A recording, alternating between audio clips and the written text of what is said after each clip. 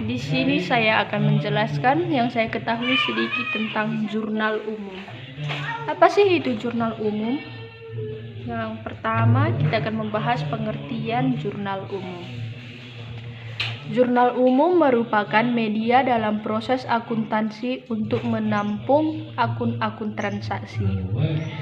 Nah, jurnal umum dapat kita artikan sebagai media untuk mencatat semua transaksi yang terjadi dalam proses akuntansi. Jurnal umum memuat tanggal, nama akun, nilai transaksi, nilai pencatatan transaksi, dan keterangan singkat tentang transaksi. Yang kedua akan kita bahas itu fungsi dari jurnal umum. Di sini fungsi jurnal umum ada 5. Yang pertama itu fungsi pencatatan. Semua transaksi yang terjadi pada suatu perusahaan harus dicatat dalam jurnal. Yang kedua, fungsi historis. Jurnal umum dicatat secara kronologis dengan membukanya transaksi yang dilakukan sesuai urutan waktu terjadinya.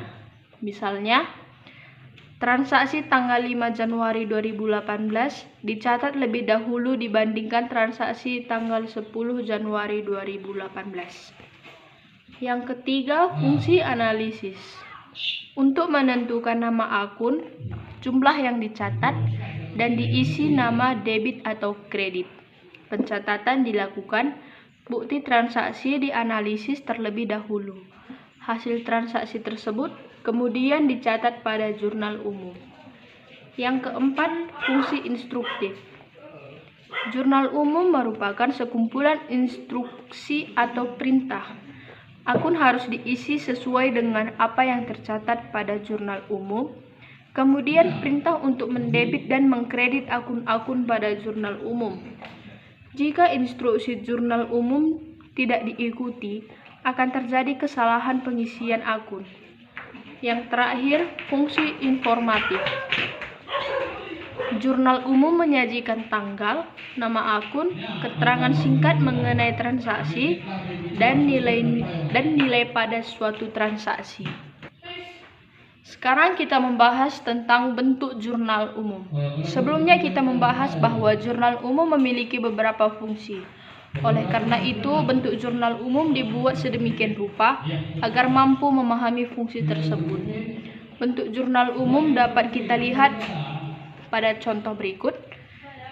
Tanggal A, tanggal digunakan untuk mencatat tanggal, bulan, dan tahun terjadinya transaksi. Pada kolom kedua, terdapat kode buku pembukuan.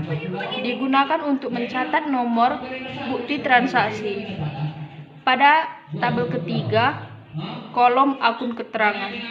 Digunakan untuk mencatat deskripsi akun transaksi serta keterangan singkat mengenai transaksi. Pada kolom keempat, kolom ref atau referensi digunakan untuk mencatat kode akun ketika ayat jurnal dipindahkan ke buku besar. Sebelum dilakukan pemindahan, kolom ref dibiarkan dalam keadaan kosong. Pada kolom kelima, kolom debit. Debit dan kredit digunakan untuk mencatat nilai transaksi. Dan kolom terakhir, kolom kredit. Nomor halaman digunakan sebagai referensi pada buku besar. Sekarang kita masuk ke langkah-langkah pembuatan jurnal umum. Salah satu fungsi jurnal umum adalah memudahkan pencatatan transaksi ke dalam buku besar. Oleh karena itu, untuk mencegah terjadinya kesalahan dalam pencatatan, perlu diperhatikan beberapa langkah sebagai berikut. Langkah pertama, catatlah transaksi pada kolom tanggal sesuai dengan tanggal yang tercantum pada bukti transaksi. Penulisan periode akuntansi, baik tahunan maupun bulanan, cukup ditulis satu kali saja. Yang kedua, isilah kolom kode bukti pembukuan dengan nomor bukti transaksi. Langkah ketiga, pada kolom akun atau keterangan, tuliskan nama akun-akun yang mengalami perubahan akibat transaksi. Akun pada sisi debit ditulis merapat ke garis kolom bukti, sedangkan Akun pada sisi kredit ditulis lebih menjorok ke kanan sehingga kedua nama akun tidak sejajar. Tambahkan penjelasan singkat untuk mendukung kolom referensi. Langkah keempat, isilah kolom debit dan kredit sesuai dengan nilai transaksinya. Sekarang kita masuk ke contoh. Di sini saya ambil contohnya dari sebuah perusahaan Arkan dalam pencatatan bulan Maret 2019. Pada tanggal 1 Maret 2019, Arkan menyetorkan 35 juta sebagai modal di awal rekening bank atas nama Arkan. Pada tanggal 2, Arkan membeli tanah seharga 30 juta secara tunai. Pada tanggal 5, Arkan membeli bahan habis pakai secara kredit sebesar 2.350.000. Pada tanggal 5, Arkan juga menerima honor sebesar 9.500.000 atas jasa yang telah diberikan. Pada tanggal 7, muncul beberapa beban untuk Arkan sebagai berikut: beban upah 3.250.000, beban sewa 400.000, beban utilitas atau telepon, air listrik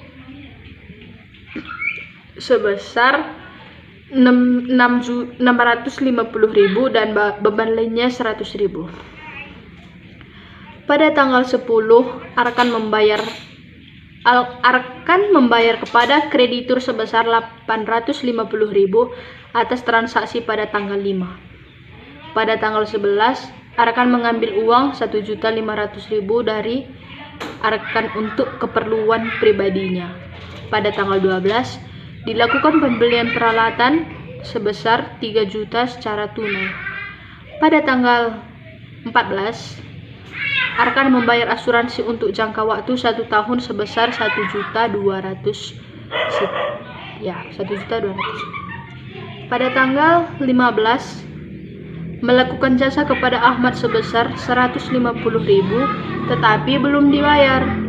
Tanggal 15 juga Arkan melunasi utang atas transaksi tanggal 5. Pada tanggal 18 Maret 2019 membeli perlengkapan sebesar 1.500.000 secara kredit.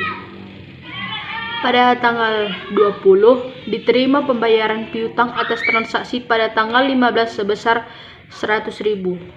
Pada tanggal 25 Arkan menerima uang sebesar 2 juta dari Cita untuk jasa yang akan dilakukan di bulan depan.